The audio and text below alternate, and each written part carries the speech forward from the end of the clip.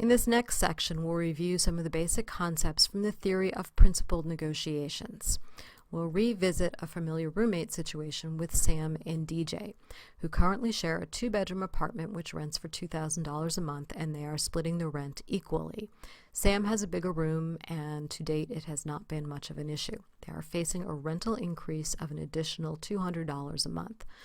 Sam very much wants to maintain the roommate relationship, but he only wants to pay an extra $50 in rent because he also provides the one car for the household and picks up most of the related costs for that, with DJ pitching in now and then but without a consistent agreement. DJ also wants to stay roommates with Sam but does not want to pay more than $75 extra in rent. On a very simple basis, let's look at the parties' positions here.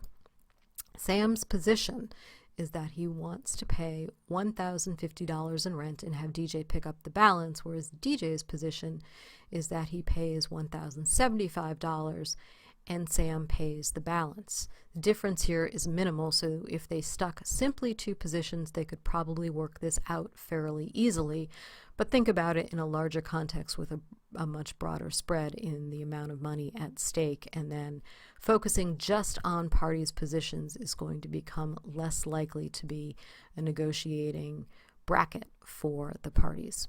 So that's why we start looking at their interests. Here, Sam and DJ have many underlying interests behind their positions.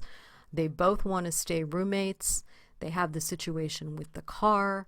There are many different options they have available to them. And because they clearly have the shared interest in staying roommates, they have more of an incentive to look for a way to resolve this dispute in the rent. They can even look at outside possibilities such as finding another apartment with a lower rent or finding alternatives in their transportation.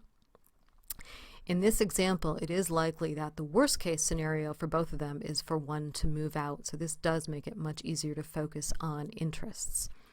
But each side should think about the best case scenario for the other one and find ways to make it appear less desirable so that they have a chance of gaining a little bit more in terms of their desired rent price.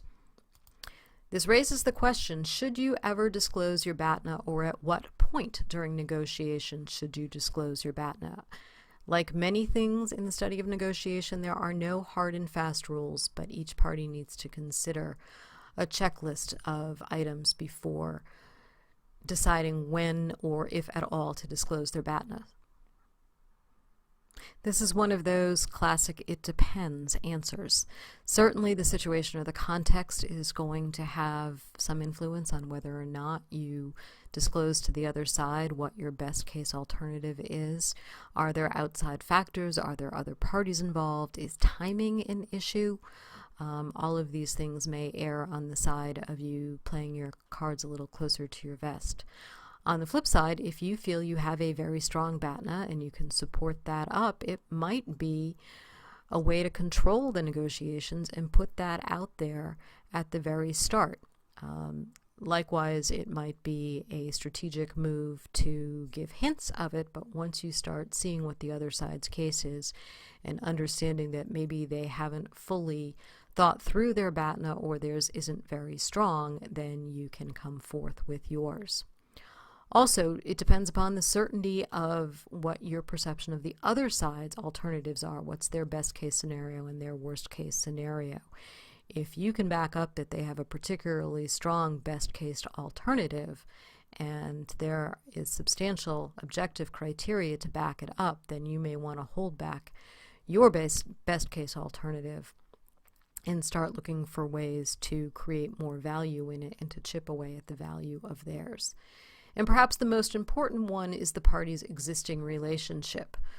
If you're in a consumer situation negotiating over a change in a phone contract, you're probably not going to come out and give your BATNA because the phone company or the cable company is going to have a very strong position and a both perceived and real position of power.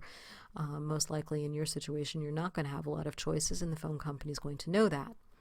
But in most business relationships, separate from consumer relationships, you're going to want that continuing relationship and at least giving the parties some idea of what your other alternatives are, but couching it in a way that they understand you're providing this information because it's an alternative and you really would prefer a negotiated agreement because you want to maintain that relationship and their trust and your credibility.